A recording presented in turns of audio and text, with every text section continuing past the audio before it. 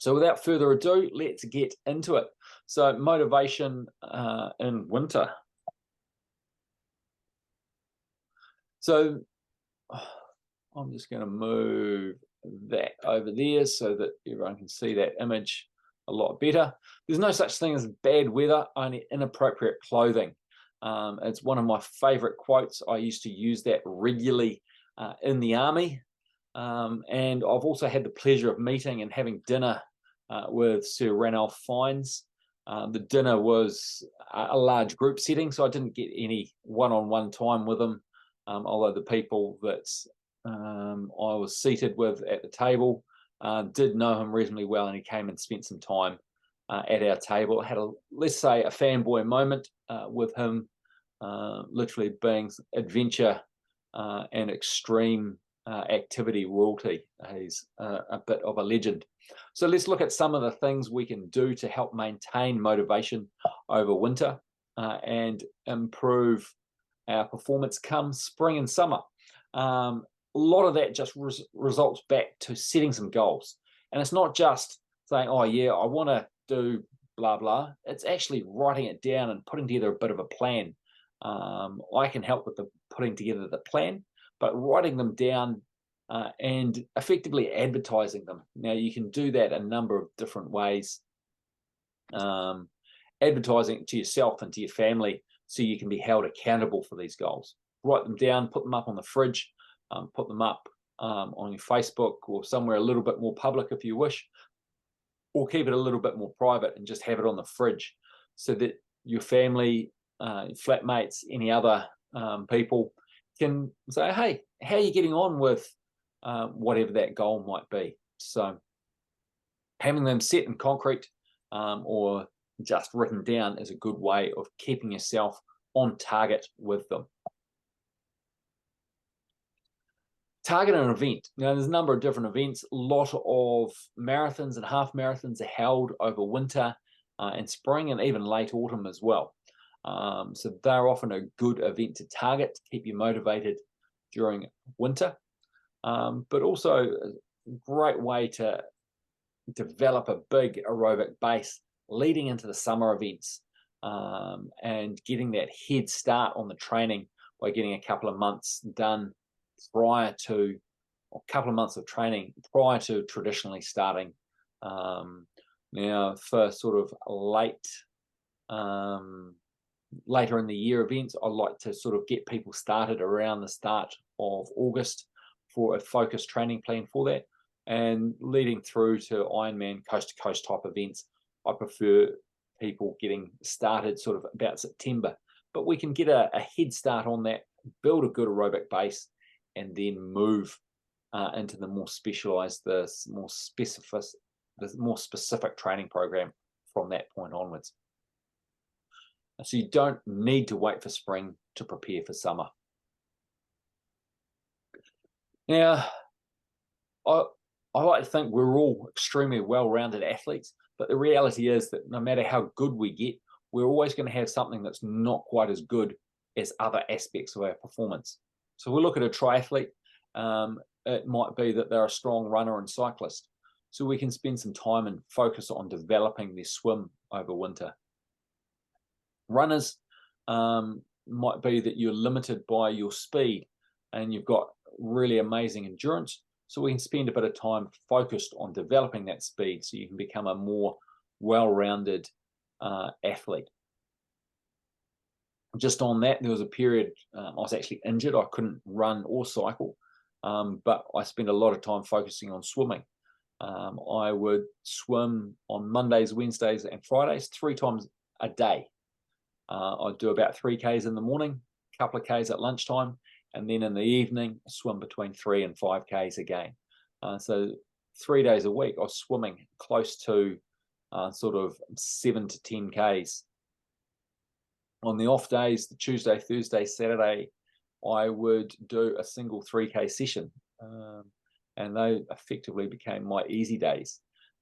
So it was a good opportunity, whilst I couldn't focus on the other 2 aspects of my sport, really put that emphasis on the third, or the first discipline really, but the odd one out. Now, I don't want anyone to be injured to force that on them in winter, but we can effectively put an emphasis on an aspect to improve that. Another option is to complete a challenge, and we can put aside a block of time, whether it's 4 weeks, 12 weeks, whatever, and focus on something specific. I've got dedicated training plans for that sort of thing. 4 weeks to a faster 1500, the faster 5K program, Project 300, which is aiming to improve someone's functional threshold power to above 300 watts. Alternatively, you can look to do a certain number of hours or distance in that time period. It might be making sure you train for 30 minutes per day every day for 30 days, or it might be 100 days. That's always a good challenge. Or focus on a certain amount, whether it's 200 kilometers running within the month, or 1,000 kilometers cycling. And when I talked about putting the goals on the fridge earlier, it's keeping the update running on that in terms of adding up your total mileage as you go through, and keep that accountable on the goal on the fridge at the same time, or having a calendar A4 or even bigger on the fridge, where each day gets crossed off as you're trying to work through and do something for 30 days. Other examples are 10Ks a day for 10 days in a row. So those are all reasonably achievable, but also challenging challenges you can set yourself. Avoid the weather. Stay indoors through the winter. I touched on swimming before. Train at an indoor pool. Ride Zwift or jump on Velocity with me, or get regular on the treadmill, or dreadmill, as it's often referred to for people that spend a little bit too much time on it. I know Gareth and Kelly, you often use the treadmill when it's convenient, but you also spend a lot of time outdoors, so it's great to see. Get a training companion who's going to keep you honest. Meet up with them regularly to train, once a week, twice a week, every session. Have a plan with them, and you keep each other accountable. I'll tell you a wee story shortly about that. Don't let your mate down, and they won't let you down. It's all about keeping each other accountable. Now, you don't need to do it in person. You can do it virtually with your jump on Zwift or some other technology. Velocity is really good for that. Have a scheduled time you're meeting up with your friend on Velocity, both link in. You can see each other's metrics and see how hard you are both riding. Now, I'll tell you a story about my mate Carl, Kenzie as he was known. We would bike to swim training together when I was at high school, and I can't remember why I was a bit lazy. I lived further from the pool than he did, so I'd bike to his house, knock on his window, he'd jump out, and then we'd bike the rest of the way to the pool together to go swimming. And this particular day I didn't get up and go swimming, and got to school, and he hit me up and said, "You missed a really great session today.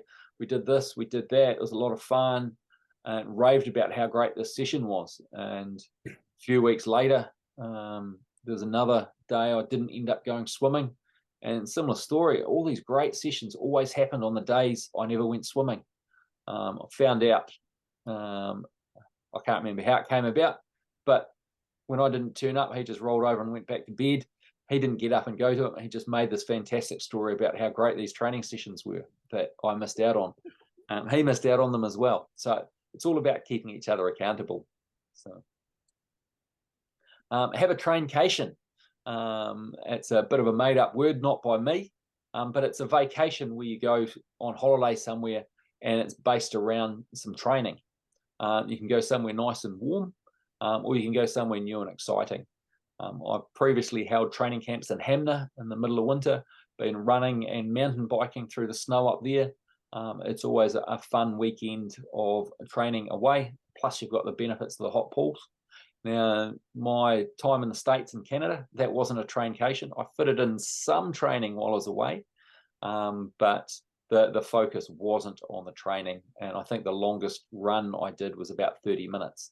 And yeah, so pick somewhere interesting, whether Gold Coast or one of the islands. I know one of my coaching competitors is currently holding a training camp in Samoa. Nice warm weather there, and yeah, a whole crew of them have traveled over from New Zealand to spend a week training in Samoa. So it doesn't need to be something structured and organized. You can just pack up and either go by yourself with some mates or with the family, do some training, spend some time doing some touristy things as well where you end up going. Importantly as well, at the end of the challenge or achievement of the goal, give yourself the reward. Take your spouse out for dinner, purchase a new piece of sporting equipment, or go on that traincation that I just mentioned, or just go have a holiday and have a wee break as your reward. But don't detrain by not doing anything whilst you're away, but have the focus on the holiday. To ensure this all happens, need to establish a routine. It's a lot easier to get out of bed once you've prepared everything the night before, and you know that you don't need to worry about filling the drink bottles to get onto Zwift. Your cycling shoes are right beside your bike.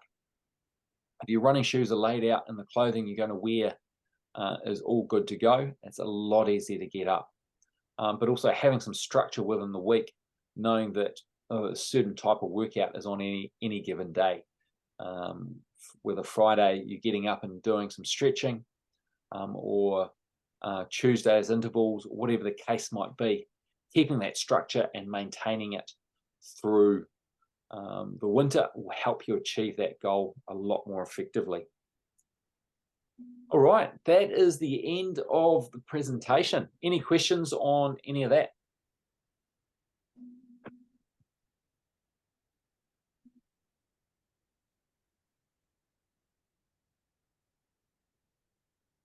All right. I guess I'll ask a question. I was just letting anyone else talk first.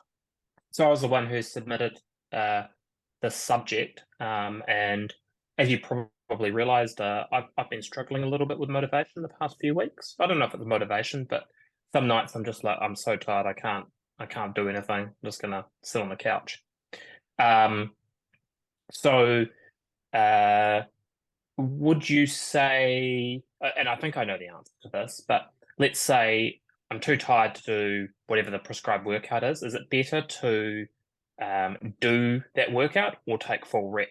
Either force myself to do the workout, do part of the workout, or just take rest?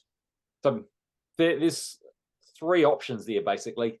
As you said, force yourself to do the workout. Option 2, do an alternative workout. Or option 3, do no workout. Now, the answer is going to depend on the reason why you don't want to do it. Is it because you're fatigued and tired from poor sleep with young children, tired and fatigued because the training load has been pretty high and you're starting to, or you are overtrained or run down, or you're starting to get ill and your body is trying to fight that? If the body is ill, especially if it's a chest infection, probably the best advice would be to not do the workout. Rest, recover, recuperate. It might be you need 2 or 3 days, depending on how sick or how developed the illness is. You might need some more time off to recover. If you're just lacking motivation and not too keen on doing it, probably the best option is to force yourself to do it. And if you're genuinely tired and fatigued and a little bit run down but not ill, then the best option is probably going to be to do something, but not necessarily the total volume or the intensity involved within the scheduled workout, especially if it's a tough interval type one. How to determine which of those 3 options is the best is going to come down to your circumstances. If you are ill, that's an easy one. Take the day off, rest, recover. If you know deep down that you're just feeling a little bit lethargic and a little bit lazy, then that's the time to force yourself to do the workout. And if it's somewhere in between. Look at some of your metrics. Look at your resting heart rate. What's the quality of your sleep been like lately? All these things will lead you into a bit of an indicator as to what option you should do. If you want some suggestions, feel free to flick me just quickly a Facebook message saying, hey, look, you've got this scheduled for me today, particularly tough interval session or a long ride or something, whatever it is. I'm a bit run down. I haven't slept very well the last few nights. I only got 5 hours last night. My resting heart rate is elevated. What should I do? And I might come back and say, well, forget that one, just do a 30-minute ride, or whatever the case might be. So there's options there. Some of them will be self-led with a little bit of feedback and advice from me with a quick message. And if you're at one end of the spectrum in terms of those options, you might just be able to make that without touching base and either just get on and do it or take that rest and recover and come back to fight another day.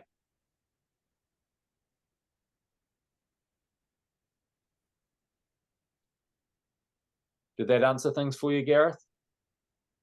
Yeah, it did. I think that was a very well thought out answer, right? Thank you. Any further questions there in relation to the presentation, Gareth? Well, not really. I mean, I think tonight's a very good example. I'm meant to be doing an hour and a half run. I had a terrible night's sleep last night, and I'm going, I don't actually know if I can be bothered to go and run for an hour and a half. So I may go down and do a short run because it's just lacking motivation because of poor sleep. I'm probably capable of running half an hour. So I might start with that and see if I can stretch it. Yeah. Do half an hour, do 15 minutes, and then go, I'll see if I can push it to half an hour, and maybe I'll cut it at 45 minutes, whatever.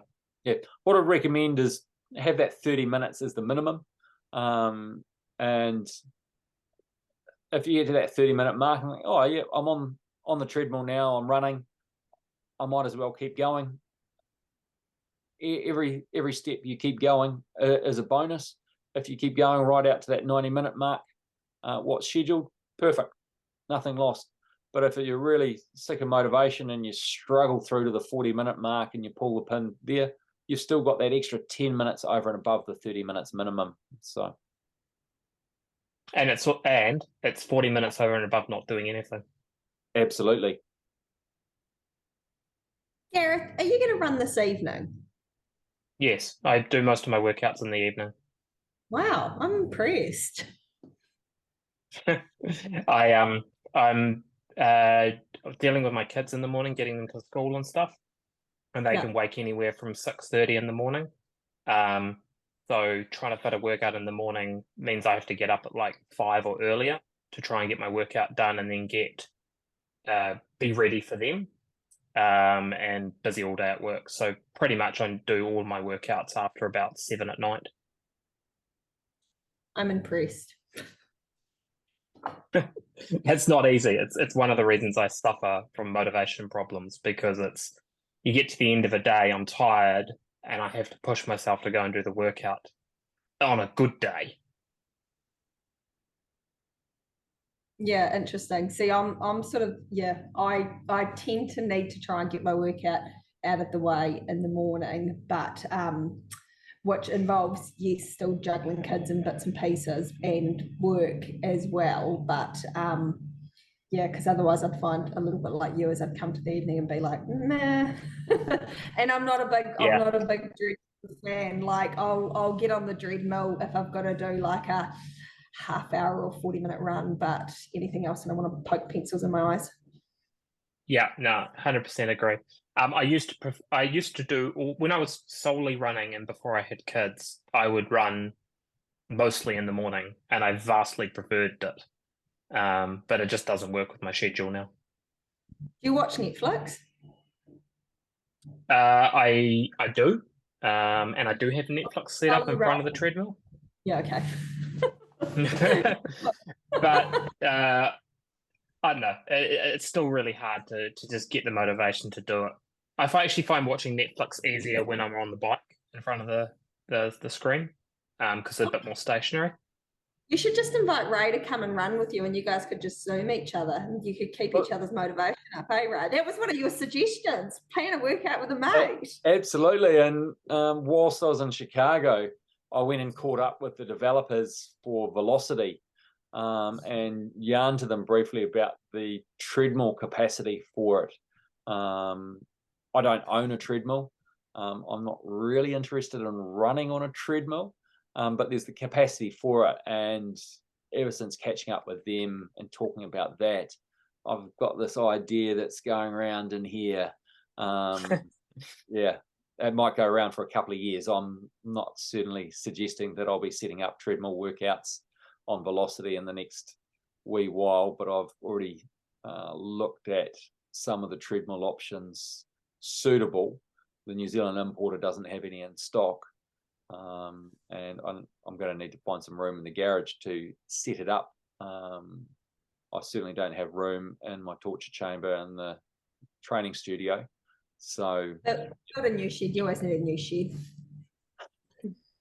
I don't think I'll you just see add a that. postage stamp back lawn. There is no room for a new shed.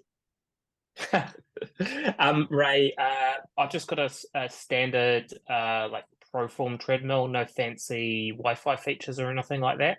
And then I've got an external sensor that just velcros on the back and measures the markers on the belt, and that'll broadcast it to Zwift or to any other platform. Yeah, no, I'm familiar with that technology. There's just a few other things to work around with the velocity side of things in terms of.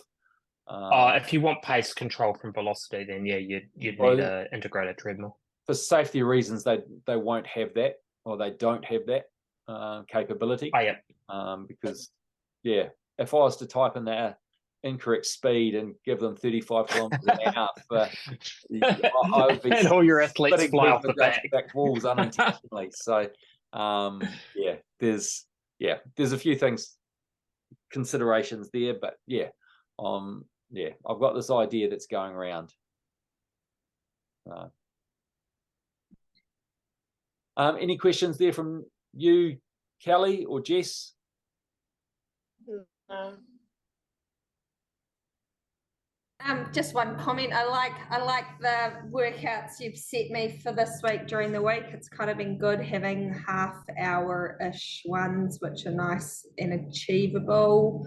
It's working for me at the moment, is heading out running about 7:15, and I'm still back in time to finish getting kids ready for school to get them on the bus. So that sort of worked well because at this time of the year I just get pinched with time with Michael's emergency calls, which you can't plan for them. So if I haven't fit my run and he gets called out, I'm stuck.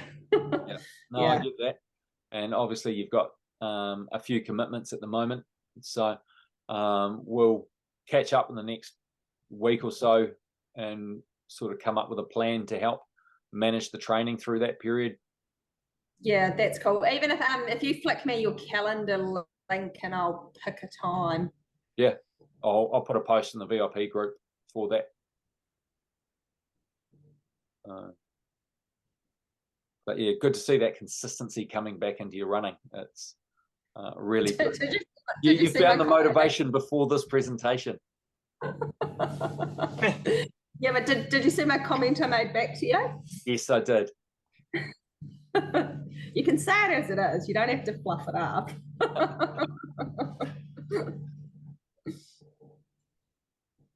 And things are going well for you again, Jess? Yeah, everything's going good again, getting more consistent with it. Yeah. No, we break over the school holidays. I see you haven't booked an appointment yet, but when you do make that booking, we can plan through to, I'll call it the Auckland Marathon, although you're not doing the marathon. Look at the other events and we can get that plan locked in place for you. Yeah. Oh, thank you. Yeah. Any other general questions before we wrap things up?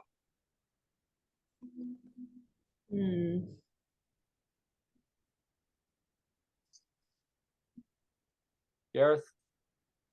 No, I think I'm good. I might just go and get on the treadmill now before I lose the small amount of enthusiasm that this call has given me. Perfect. You go crack on with that, Kelly. Nah, I think I'm good. Yeah. And Jess, Yeah, I'm all right. anything from you, Nairi? No, all good. This was a really good call, though. Thank you. It's valuable. Perfect. No worries. That's what I want to try and give that extra value with presentations, although I do need some ideas for topics. So if you've got anything in the back of your minds that might be suitable to deliver in the coming calls, I'll look to do another one. I'm going away for in a week and a bit. I'll try and get another one done before I disappear. Not that I'm disappearing anywhere. I'm still available to you guys. Cool. Right. Have a good one. Can I have a think? That's a thumb up somehow. Get it there. Keep up this work. And yeah, we'll be in touch. Cool. Thank you. All right. Thanks. Bye.